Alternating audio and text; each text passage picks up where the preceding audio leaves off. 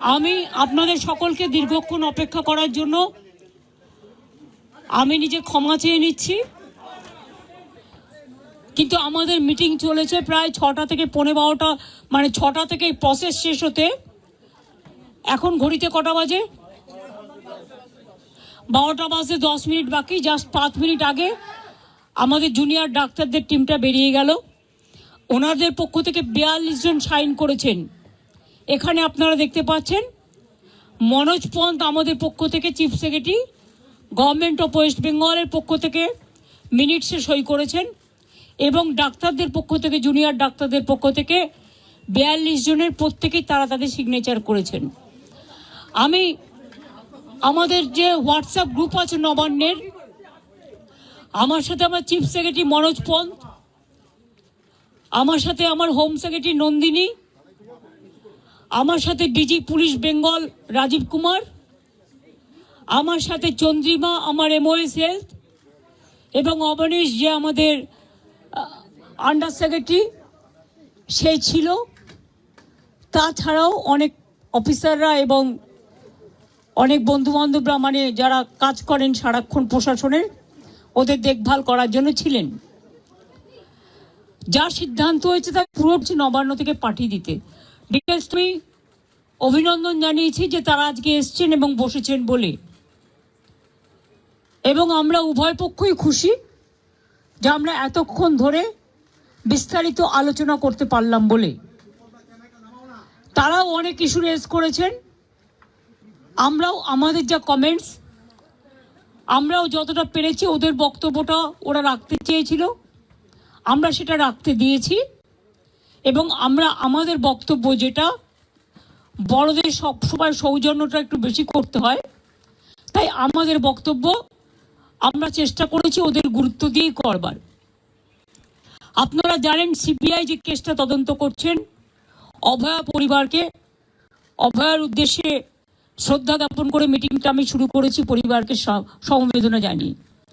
এবং ওদের যে 5টা ডিমান্ড ছিল, তার মধ্যে ফার্স্ট ডিমান্ড তো ইনভেস্টিগেশন CBI, ওটা তো অলরেডি CBI করছে এবং সুপ্রিম কোর্ট মনিটরিং করছে, ওটা নিয়ে তো আমাদের হাতে নেই। প্লাস ওদের 4টে ডিমান্ড ছিল।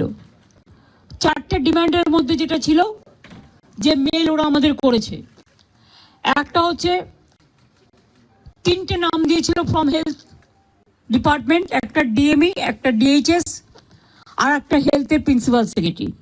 আমরা ওদের বোঝালাম যে একসাথে যদি পুরো ঘরটা খালি করে দেওয়া যায় তাহলে অ্যাডমিনিস্ট্রেশনটা চলবে কি করে।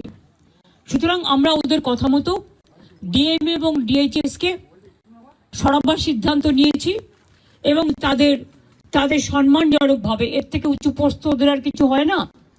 তো যাই হোক, যে একজন DME হতে পেরেছে বা DHS হতে পেরেছে, এবং তারা যথেষ্ট জাস্ট হয়েছে, নতুন বেশি দিন হয়ওনি, কিন্তু যেহেতু ছাত্রছাত্রীরা বলছেন ওদের প্রতি আমাদের আস্থা নেই, তাই তাদের ব্যাপারটাকে গুরুত্ব দিয়েছি।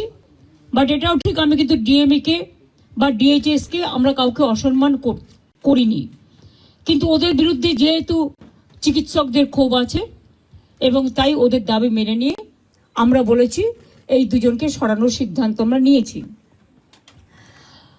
3 নম্বর হচ্ছে ওদের যেটা ডিমান্ড ছিল, 4 নম্বর, 3টের মধ্যে 2টো করলাম।